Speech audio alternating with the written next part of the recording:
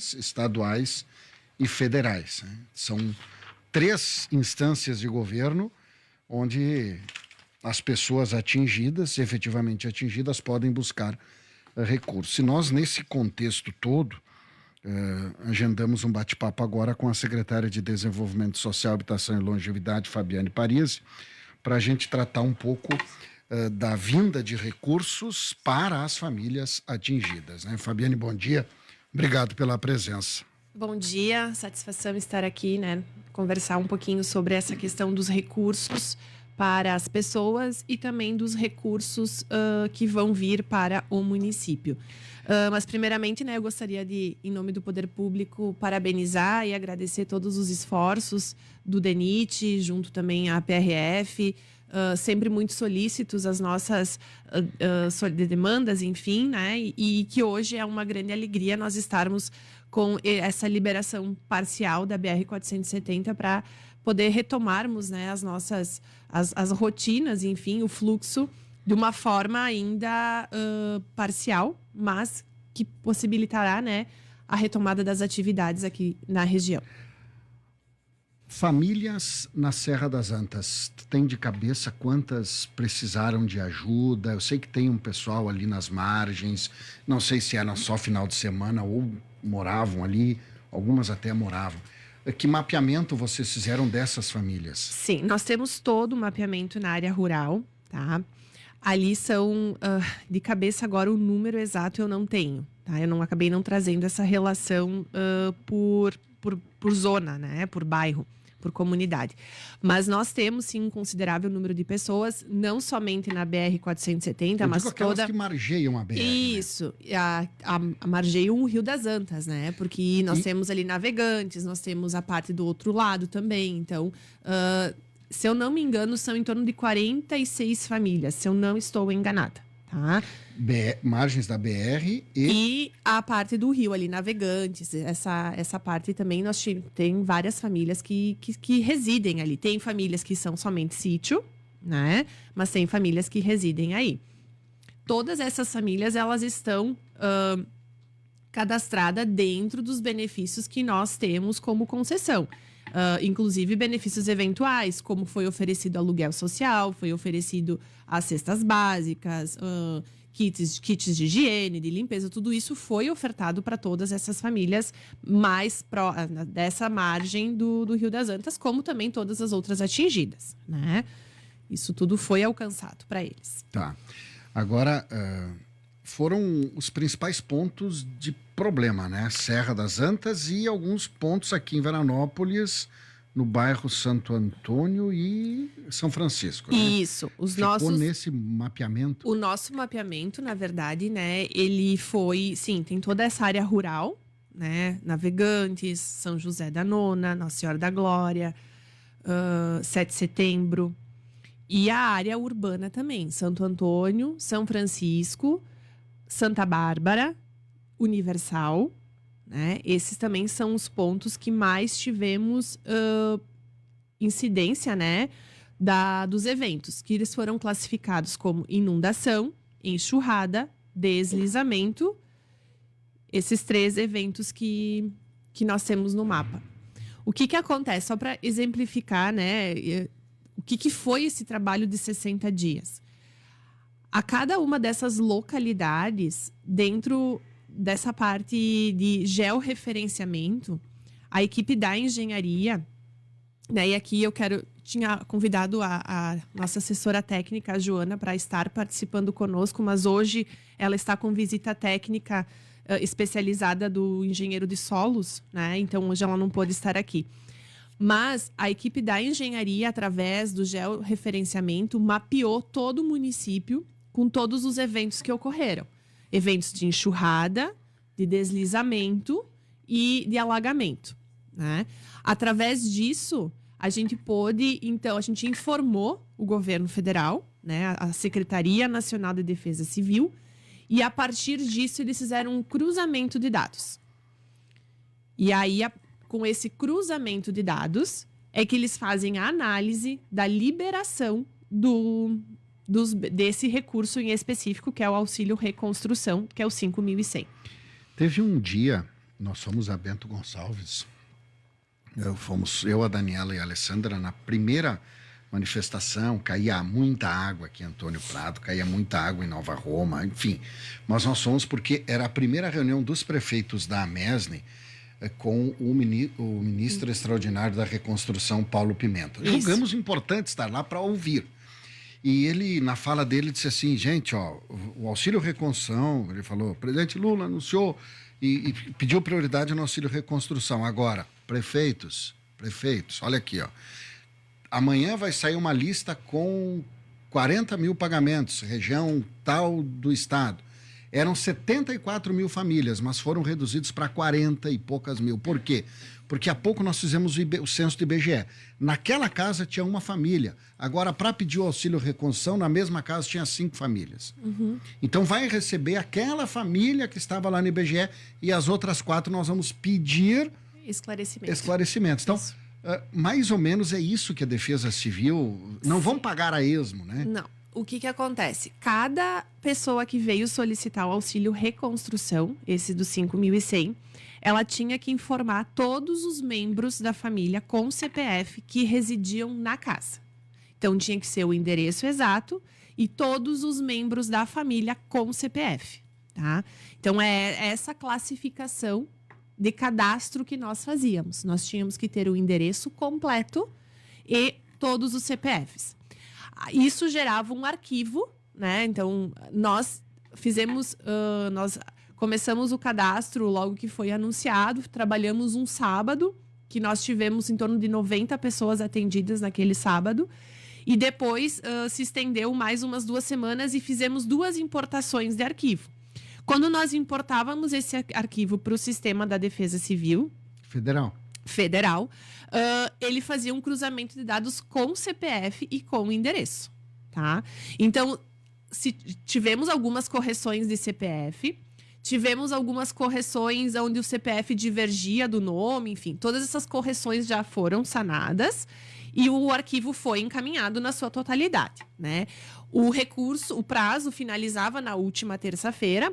E até então nós não tínhamos nem mais atendimentos para esse tipo, porque todas as pessoas, de fato, atingidas já tinham sido atendidas na secretaria. Números de famílias? 366. 366 famílias. Já receberam ou vão receber? Vão receber. Tá? Nós tivemos ali, porque a gente consegue acompanhar dentro do site ali, dentro desse sistema, quem já teve o pagamento, tá? A gente não sabe por quê, mas 3 famílias já receberam. Apenas 3. Tá? O restante ainda está em análise. Que por isso veio... Então, há 15 dias atrás, eu fui convocada para uma reunião online, enfim, com a Defesa Civil, a Secretaria da Defesa Civil Nacional. E lá, então, tínhamos 37 municípios. Esses 37 municípios, 5 equipes da Defesa Civil Nacional estariam visitando, que foi o que aconteceu na última sexta-feira. Então, na última sexta-feira, recebemos a visita de 4 técnicos da Defesa Civil Nacional, chefiados pelo engenheiro Charles e outros 3 técnicos, né? Todos eles alocados, né? Eles são de outros estados, mas estão alocados a essa missão. E aí nós nos dividimos em 3 grupos, em 3 duplas aqui na cidade, para fazer essas inspeções. Mas o que significou essas inspeções? Não era verificar todas as casas atingidas. Eles, através das informações dos endereços que nós passamos no cadastro, então eles pegaram esses endereços e jogaram em cima da mancha de afetados. A mancha que nós também informamos, aonde ocorreram. A mancha, você quer dizer um mapa, né? Um mapa. Mas aonde tinha inundação, aonde houve deslizamento e aonde houve enxurrada. E nós tínhamos também a classificação de área de risco, que houve danos, mas ainda se tinha áreas de risco. Então, dentro dessa mancha, desse mapa, eles jogaram todos os endereços dos cadastros. Os endereços que ficaram fora da mancha, ou por uma questão de ajuste de endereço, ou porque ficou a mancha que eles tinham, porque eles pegaram isso via satélite. E nós fizemos através das nossas inspeções. Então, houve essa vistoria. Então, a gente só passou em situações onde aquele endereço não correspondia à mancha. E essa verificação foi muito, posso dizer, tranquila, porque nós tivemos pouquíssimos casos que ficaram fora da mancha. Mas teve alguma família que se cadastrou e não se enquadrou? Algumas situações, por nós não houver essa divergência, né? Nesse local aqui é impossível ter uma inundação.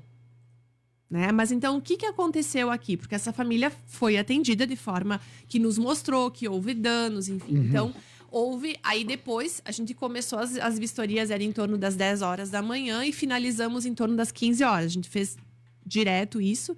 E depois das 15 horas, a gente debateu alguns casos, né? Aonde se entendia, não, aqui está como inundação, mas aqui não teria como ter sido uma inundação. Então, foi se discutido, foi feito contato, enfim, foi reavaliada aquela situação. Então, foi muito importante a vinda deles, né? Porque também nos trouxe muito conhecimento do trabalho que eles executam e da forma como nós executamos foi muito similar, né? O prefeito disse no sábado pela manhã que foi muito elogiado e de fato foi mesmo, assim.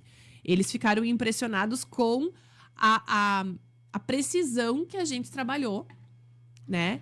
Por isso que tem que ter a ponta, né? Não é um A, B ou C, é um contexto todo. Libera um recurso, né, de um programa federal, vem para o município depende de pessoas, depende de técnicos da Defesa Civil, depende do estudo, então não dá para pessoalizar. É o que eu sempre digo, não pessoalizem. Não. Há uma cadeia toda de gente trabalhando para que as coisas aconteçam. Exato. E os técnicos daqui, né, nós, a equipe da assistência social e a equipe da engenharia estão trabalhando de uma forma tão coesa que a gente não teve divergências significativas, que houvessem problemas na hora da análise ali junto com os técnicos da Secretaria Nacional da Defesa Civil. Isso que eles trouxeram como algo muito positivo no trabalho que nós executamos aqui.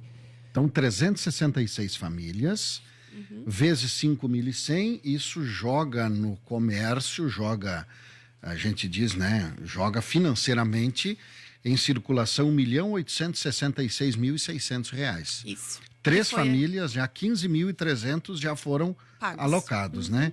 As outras não têm um prazo ainda. O que acontece? Então, eu questionei, o chefe deles é o engenheiro Charles, né? Qual é o tempo disso? Então, a partir de sexta-feira, nós tínhamos o prazo. Então, até ontem, enfim, mas nós enviamos ainda na sexta-feira esse mapa novo, né? E eles iniciam hoje, ele me falou, na terça-feira, eles iniciam hoje essa reanálise para a liberação. Então, o que ele me disse? Dentro das próximas semanas, né? Então, acredito que nas próximas semanas haverá esse retorno, né? Então, da análise deles. Ainda cabe a análise do governo federal. Não quer dizer que todos esses, mesmo depois das nossas visitas aqui, que receberão. Esse é o Auxílio Reconstrução 5.100. Eu posso acumular o Auxílio Reconstrução com o recurso do programa Volta por Cima? Sim. Se tu faz parte do cadastro, sim. O Volta por Cima é das famílias do cadastro único. Isso. O Auxílio Reconstrução é independente do CAD único, né? E o auxílio do governo do estado agora, programa de recurso Volta por Cima, já foi encaminhado? Já foi tudo encaminhado. Batem o número de famílias ou são... Algumas batem. O Volta por Cima eram 62 famílias. 62, mais ou menos 200 mil, tem anotado aqui 62 famílias. Ó. E ficou nessas 62 famílias. Porque são famílias do cadastro único, era uma renda de até R$218. Então eram critérios diferentes. Para receber Sim, são critérios diferentes. Tá. Na esfera municipal, o que hoje está sendo pago? Moradia... 19 aluguéis sociais, 19 famílias em aluguel social. Tá, 19 famílias. Assiste a todas ou não? As necessidades? Sim. Ou tem mais família pedindo aluguel social? A gente fez uma nova o novo contato com demais famílias que estão em outras residências familiares, enfim, e na verdade não houve mais procura, né? Nós tínhamos uma estimativa de mais 10 famílias que estariam procurando, mas elas já se realocaram e não tem essa necessidade. Hoje a gente atende essas 19 famílias em aluguel social. Aquela fila que tinha não... Não se concretizou porque as pessoas se realocaram ou algumas já estão em outra moradia ou não necessitaram necessariamente do aluguel, né, do ressarcimento do aluguel. Então, hoje, essas 19 famílias que estão em aluguel social. O município ainda disponibiliza cesta básica para essas famílias? Ainda está atendendo? Sim, as famílias que estão, por exemplo, no interior com dificuldade, né, de acesso ou que perderam a produção, famílias mais atingidas, nós ainda disponibilizamos cesta básica. O decreto de calamidade, ele nos norteia nesse sentido de atender os afetados. Então, nós não iremos cessar as concessões, até porque o decreto ele determina isso, né? Mas tudo passa por uma avaliação com o assistente social. Assistente social vai avaliar a situação daquela família, se de fato ela precisa ou não precisa receber novamente uma cesta básica, né? Mas nós continuamos a atender, sim, as pessoas. E a questão foi feita uma reunião com as imobiliárias de Veranópolis por causa das casas, né? Tem poucas unidades disponíveis para aluguel, né? Tem poucas unidades e a questão do custeio, né? Porque a própria lei de benefício eventual do município, ela estabelece um valor de remuneração para custear esse aluguel social, né? Que é 2 VRMs, é em torno de 1.236, se eu não estou enganado. Um mês. Sim. Então, até tem, mas outros imóveis, mas que é um valor superior. E aí, a família, o que a gente colocou na lei do aluguel nessa situação da calamidade? Que nós pagaríamos, a prefeitura pagaria o valor correspondente ao que já constava na lei de benefícios, que é 2 VRMs, 1.236, e a diferença, se for um valor superior, a diferença seria custeada pela família. Então, claro, isso também, algumas famílias teriam condições, outras não, né? Mas o limite é esse 1.236. O que mais, secretária? Não, eu acho importante nós falarmos também a questão dos recursos que nós estamos pleiteando junto ao governo federal, dentro do sistema da Secretaria Nacional da Defesa Civil, que é o S2ID. Porque tem 40 casas para serem reconstruídas. Isso. 12 na cidade e 28 na área urbana. Na rural, desculpa. É isso, né? 28 e 12. Isso mesmo. O que acontece? Então, primeiramente, nós tínhamos um prazo, né, para atender de 45 dias no pedido do restabelecimento, né? São dois pedidos de duas ações diferentes. Uma é restabelecimento e a outra é reconstrução. Então, o restabelecimento, nós tínhamos 45 dias para fazer as solicitações, que era o que o prefeito também já falou, né? O restabelecimento dos prédios públicos que foram danificados, sistemas de drenagem que não necessariamente era uma reconstrução, era apenas alguns reparos, as pontes que houveram reparos, enfim. Então, esses pedidos, que foram 21 protocolos que nós abrimos no restabelecimento, tá? Esses 21 protocolos, alguns já foram pagos e outros estão em análise. E o interessante também da visita do pessoal que veio na última sexta-feira é que nós estreitamos os contatos, né? Então, o engenheiro Charles, que estava aqui, ele também coordena a análise dos protocolos de restabelecimento. Então, eu já consegui ter essa interlocução com ele, de dizer, olha, Charles, nós estamos com 21 processos lá. Tenta verificar, porque existem ainda obras que a gente precisa executar que nós estamos aguardando esse recurso. Uma delas, por exemplo, é do loteamento popular, do Isaías, né? O Isaías teve uma área de drenagem significativa que foi totalmente destruída logo na entrada. E ali é um orçamento de 231 mil reais, além de tudo que a gente já havia licitado, né? Então, tudo isso, nós conversamos ontem, eu liguei para o engenheiro Charles e ele vai ver, né, qual é o andamento desses protocolos do S2ID para o restabelecimento. A reconstrução, nós temos um prazo de 90 dias a contar do evento. Então, esse prazo vai finalizar agora no final deste mês de julho. Então, ontem nós tivemos uma reunião breve, né, com a assessora técnica, a Joana. Nós já iniciamos os protocolos de reconstrução da área urbana, das casas urbanas, porque esse protocolo, ele precisa ter uma série documental. Ele tem que ter um laudo social da família, que a família ela tem que atender critérios, né? Uma renda per capita de 4.400, não ter outro imóvel em seu nome. Existe toda uma portaria que rege para esse benefício da reconstrução. Então, nós iniciamos a área urbana e nesta semana eu estou com 2 técnicas hoje em viagem para resolver outras questões da área social. Mas a partir de amanhã nós vamos iniciar a área rural. O que vai ser iniciado na área rural? A gente vai iniciar com contatos com essas famílias, novamente, pedir para que venham na assistência, para que atualizem o seu cadastro, se for necessário, que nos envie fotos, se eles têm fotos de como ficou. Se não, nós vamos ir fazer visitas. Enfim, nós vamos começar o processo da área rural. E tem que ser rápido porque é até o final do mês. Exato. Mas assim, isso já está sendo previsto, isso já está sendo... a gente já sabe quem são essas 40 casas, né? Então, nós vamos iniciar nessa semana o estudo social dessas famílias para que elas sejam e se podem ser contempladas com esse recurso que nós vamos encaminhar. Vai ser reconstruída nos exatos termos? Por exemplo, casa de madeira na zona rural? Não, existe a portaria, existe todos os critérios do que pode e o que não pode. Inclusive, ela não pode ser construída no mesmo local. Ela pode ser construída na mesma propriedade, mas tem que existir um estudo técnico de área de risco que possa ou não possa ser construída.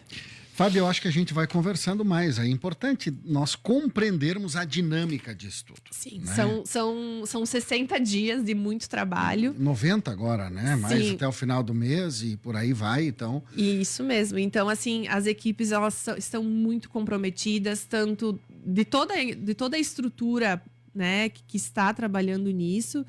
E, de fato, para fazermos o nosso melhor, entregar o melhor para todos. Porque, de fato, às vezes nós gostaríamos de ter mais agilidade ou de ter mais possibilidades, mas nós também temos os entraves da área pública, né? Que qualquer contratação ainda assim requer todos os requisitos do que a gente tem que seguir, né? Os ritos que tem que seguir. Então, às vezes as pessoas acham que poderia ser mais rápido. Sim, eu também gostaria que fosse mais rápido tudo. Mas a gente tem que seguir como é previsto, né? Na legislação. Obrigado, Fabiane Paris. Obrigada, então, um bom dia. 10h34, intervalo, depois voltamos, 9 graus a temperatura. O pessoal da PRF fala conosco na sequência, esse primeiro dia de liberação parcial da Serra das Antas aqui no Temática.